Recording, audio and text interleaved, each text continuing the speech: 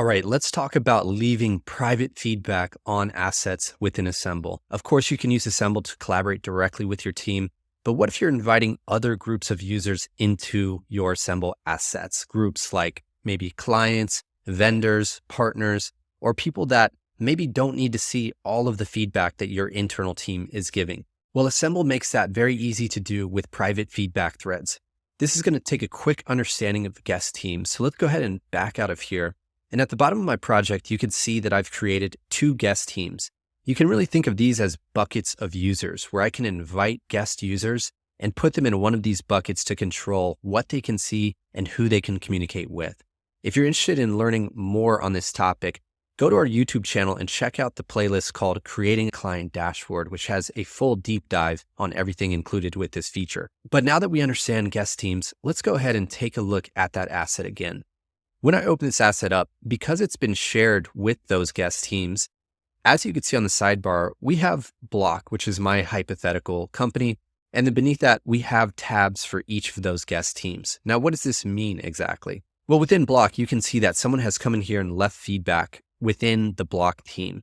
Now, since we are the workspace team, we have the capability to see all of these guest threads. And if we jump into the client feedback thread, we can see that no feedback has been left in here yet. But because we are on the workspace team, the feedback left in the Block thread will not be visible to the client team when they log in because they are a guest team. To get a better understanding of that, let's go ahead and log in as a guest and see what the difference is for a guest user.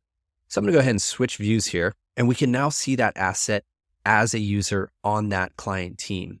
This is a guest user here, and what you'll notice is that they are not able to see those other tabs. They cannot see the Block tab. They cannot see the editors tab. They can only see their own feedback thread.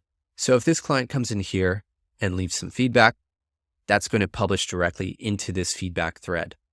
Now let's go ahead and jump back to the workspace view as a logged in teammate. As you can see, if we hover here, we can now see that there's a new comment on this feedback thread.